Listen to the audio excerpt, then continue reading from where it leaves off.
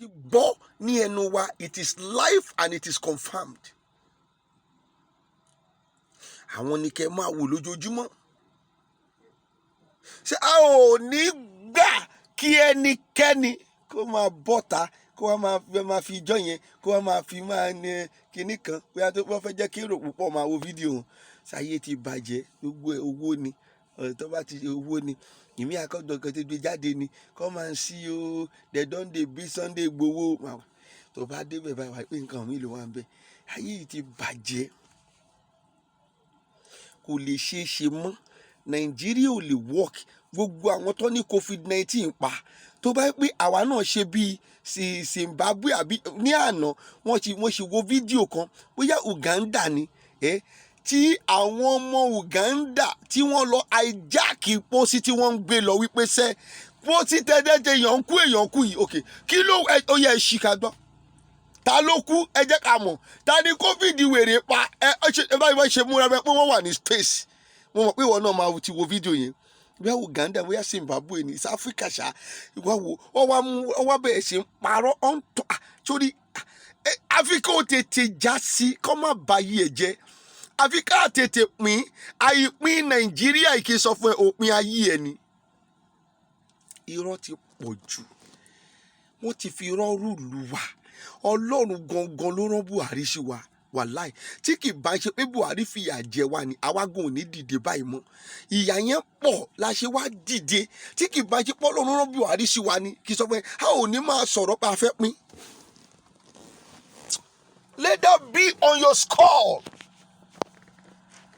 Let that be there. Think of what I have just dropped. Irọ́ yìí ti pọ̀ jù. Àfi tó o bá dìde má jókòó sílé ní on the 3rd of July wá ṣí ẹ̀tọ́ ẹ níta. Gbogbo ẹ̀yin ọmọ Yorùbá pátá o gbọ́dọ̀ jókòó sílé ní 3rd of July wá ṣí ẹ̀tọ́ ẹ níta. Àwọn yìí ti bayé jẹ́, ìjọba Nàìjíríà ti bayé jẹ́, wọ́n ti ba ọ̀run jẹ́. A máa pariwo ẹ̀ta ni COVID kò ní dá fún dodo yín, ẹ ò ní ṣoríire. Gbogbo àwọn ọmọdọ́mọ yín ikú oró ni wọ́n máa kú, inú ẹ̀jẹ̀ ni wọ́n ti máa wẹ̀.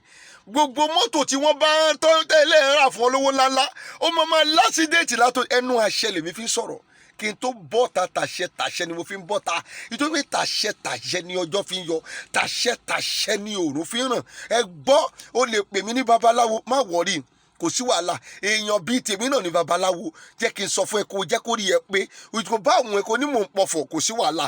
Ìwọ pọ̀fọ̀ ní gbogbo èyí tó ń kà nínú Bíbélì ọ̀rọ̀ kọ́ ni ó mọ̀ pé ọ̀rọ̀ lọ́fọ̀.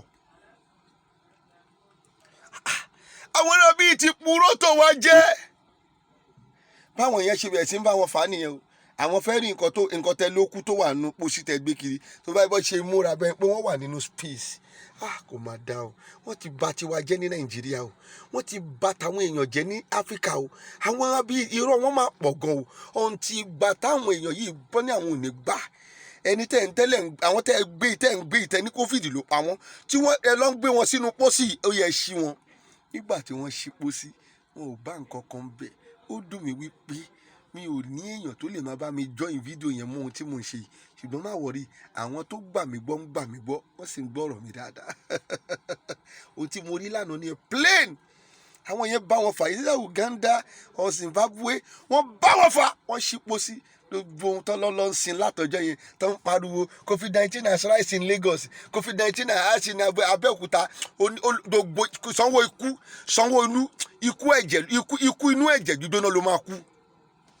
Wàláì tí mo mọyì èèyàn tó kú tí kò yẹ pé COVID-19 ló pa nínú COVID-19 yẹn ẹ fúnra yín fọwọ́ ara yín pa wọ́n ni dàtẹ́bí ti pa wọ́n dàwa ò ní wọn ṣe ní kú.